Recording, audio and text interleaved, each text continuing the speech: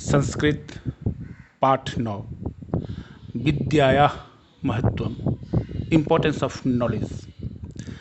विद्या ददाति विनयं विनयाद् याति पात्रतां पात्रत्वाद् धर्माप्नोति धनाद् धर्मस्ततः सुखम। अर्थात विद्या ददाति विनयं मतलब विद्या जो है वो मनुष्य को विनयं मतलब विनम्रता देती है। विनयाद् याति पात्रताम और उसी विनम्रता से मनुष्यों में पात्रता आती है मतलब योग्यता की प्राप्ति होती है। और धर्माप्नोति धनाद् मतलब उसी योग्यता से मनुष्य को धर्म की प्राप्ति होती है।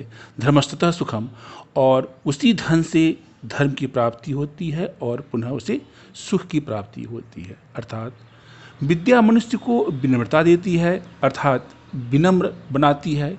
विनय से मनुष्य को योग्यता की प्राप्ति होती है।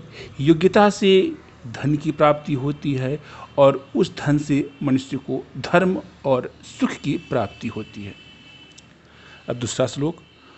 पुस्तकेषु चया विद्या परहस्तेषु यद्धनम कार्यकाले समुत्पन्ने न सा विद्या न तद्धनम। मतलब पुस्तकेषु चया विद्या मतलब पुस्तक में लिखी हुई विद्या परहस्तेषु यद्धनम और दूसरे के हाथों में गया हुआ धन कार्यकाले समुत्पन्ने और काम पड़ने पर जब समस्या उत्पन्न होती है उस समय न सा विद्या न ही पुस्तक की लिखी हुई विद्या न तद्धनम और न ही दूसरे के हाथ में गया हुआ धन दोनों ही मौके पर काम नहीं देता है। अगला श्लोक। आलस्यस्य कुतो विद्या अविद्यायाः कुतो धनम अधनस्य कुतो मित्रम अमित्रस्य कुतः सुखम। अर्थात आलस्य कुतो विद्या मतलब अगर आलस्य जिसको है उसके पास विद्या कहाँ और विद्याया कुतो धनम और जिसके पास विद्या नहीं है जो विद्याविहीन है उसके पास धन कहाँ। और धनस्य कुतो मित्रम और जिसके पास धन नहीं है उसके पास मित्र कहाँ। और अमित्रस्य कुतः सुखम और जिसके पास मित्र नहीं है उसे सुख कहाँ। अगला श्लोक।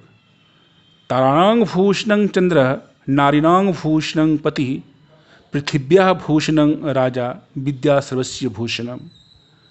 अर्थात ताराणां भूषणं चंद्रः मतलब तारा का आभूषण क्या है चंद्रमा है। नारीणां भूषणं पति और नारी का आभूषण उसके पति हैं।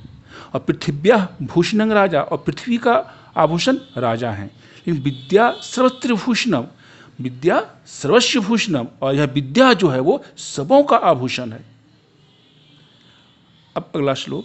येषां न विद्या न तपो न दानं ज्ञानं न शीलं न गुणो न धर्मः ते मृत्युलोके भुवि भारभूता मनुष्यरूपेण मृगाश्चरन्ति। येषां न जिसके पास न विद्या है न तप है न दान है ना ही ज्ञान है ना ही शील है ना ही गुण है और ना ही धर्म है ये लोग ते मृत्युलोकी वे लोग मृत्युलोक में भुवि भारभूता मतलब एक भार के समान है। मनुष्य रूपेण वो मनुष्य के रूप में मृगाश्चरन्ति मनुष्य के रूप में वो पशु है। अगला देखिए।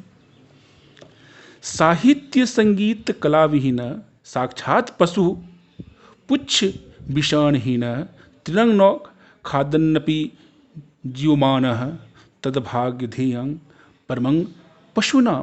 जो मनुष्य साहित्य संगीत कला से वंचित होता है वह बिना पूंछ तथा बिना सींगों वाले साक्षात पशु के समान है।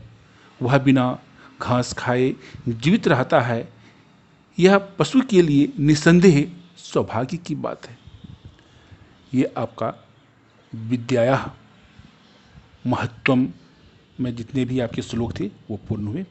इसको आप ध्यान से सुनिए और इसका हिंदी रूपांतरण कर पुष्ट कीजिए।